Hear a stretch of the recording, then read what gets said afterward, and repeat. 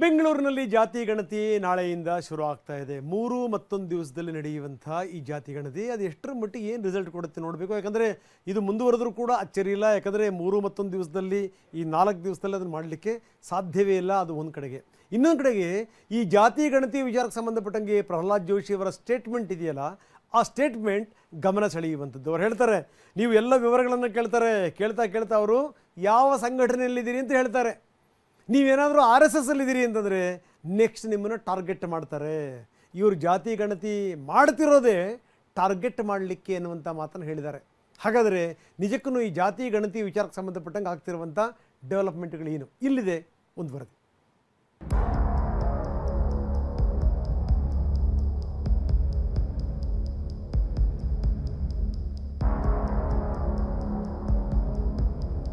ಸಂಘಟನೆಯಲ್ಲಿದ್ದೀರಾ ಎಂದು ಕೇಳ್ತಾರೆ.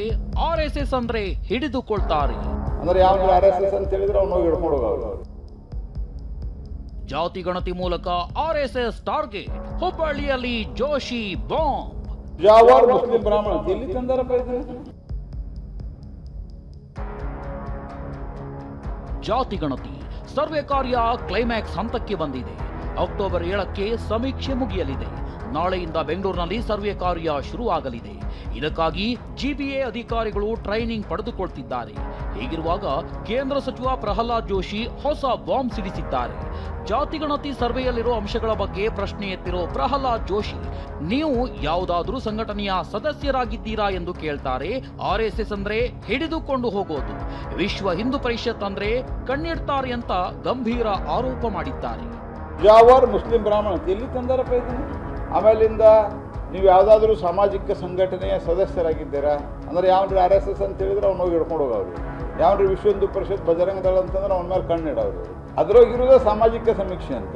ನೀವು ಕ್ವಶನ್ ನೋಡ್ರಿ, ಆ ಕ್ವಶನ್ಗೆ ನಮ್ಮ ವಿರೋಧ ಅದ. ಇಷ್ಟೆಲ್ಲ ಮೊನ್ನೆಯಷ್ಟೇ ಜಾತಿ ಒಡೆಯುತ್ತಿದ್ದಾರೆ ಅಂತ ಜೋಶಿ ಆರೋಪಿಸಿದ್ರು.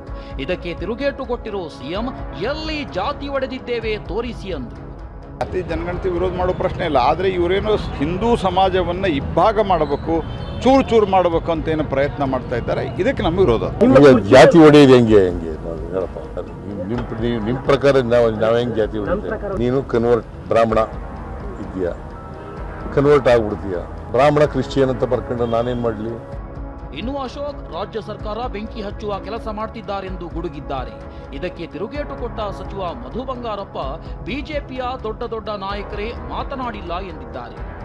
ಸಿದ್ದರಾಮಯ್ಯ ಅಂಡ್ ಗ್ಯಾಂಗ್ ಇವರಿಗೆ ಒಂದೇ ಒಂದು ಜ್ಞಾಪಕ ಬರೋದು ಜಾತಿಗಳ ಮಧ್ಯೆ ವೈಮನಸ್ಯ ಮಾಡೋದು, ಧರ್ಮಗಳ ಬಗ್ಗೆ ಬೆಂಕಿ ಹಂಚೋ ಸಿದ್ದರಾಮಯ್ಯ ಇವತ್ತು ಕರ್ನಾಟಕದಲ್ಲಿ.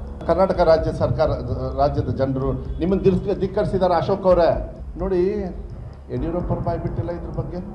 ಯಡಿಯೂರಪ್ಪರು ಮಾತಾಡಿದಾರ? ಎಲ್ಲೂ ಮಾತಾಡಿಲ್ಲ. ದೇವೇಗೌಡರು ಮಾತಾಡಿದಾರ? ಈ ದೇಶವನ್ನು ಆಳಿದವರು ಮಾತಾಡಿದಾರ? ಬಿಜೆಪಿಯವರೆಲ್ಲ ಪಟ್ಟಿಗರು ಮಾತಾಡ್ತಾರಲ್ಲ. ಈ ರಾಜಕೀಯ ಜಟಾಪಟಿ ನಡುವೆ ಸಮೀಕ್ಷೆ ಮುಂದುವರಿದಿದೆ. ಅಕ್ಟೋಬರ್ 7ಕ್ಕೆ ಸರ್ವೆ ಮುಗಿಯಲಿದೆ. ದಿನಾಂಕ ವಿಸ್ತರಿಸೋ ಬಗ್ಗೆ ನೋಡೋಣ ಎಂದಿದ್ದಾರೆ. ಸೊ 7ನೇ ತಾರೀಕಿನವರೆಗೂ ಮಾಡಿಬಿಡ್ತಾರೆ. ಎಕ್ಸ್ಟೆಂಡ್ ಆಗುತ್ತೆ ಸರ್ ದಿನ 7ನೇ ತಾರೀಕು. ನೋಡೋಣ, ಈಗ 7ನೇ ತಾರೀಕಿನೊಳಗಡೆ ಮುಗಿಸ್ತಾರೆ ಅಂತಕ್ಕಂಥ ವಿಶ್ವಾಸ ಇದೆ ನನಗೆ. ಬೆಂಗಳೂರಲ್ಲಿ ನಾಳೆಯಿಂದ ಸಮೀಕ್ಷೆ, ಟ್ರೈನಿಂಗ್ನಲ್ಲಿ ಟ್ರಬಲ್. ರಾಜ್ಯದಾದ್ಯಂತ ಸರ್ವರ್ ಸಮಸ್ಯೆಯಿಂದಾಗಿ ಗಣತಿದಾರರು ಪರದಾಡ್ತಿದ್ರು. ಇದೀಗ ಬೆಂಗಳೂರಿನಲ್ಲೂ ಸ್ಟಾರ್ಟಿಂಗ್ ಟ್ರಬಲ್ ಆಗುವ ಲಕ್ಷಣಗಳು ಕಾಣ್ತಿವೆ. ಅಧಿಕಾರಿಗಳಿಗೆ ಟ್ರೈನಿಂಗ್ ನೀಡೋ ಹೊತ್ತಲ್ಲೇ ಸರ್ವರ್ ಸಮಸ್ಯೆ ಎದುರಾಗಿದೆ.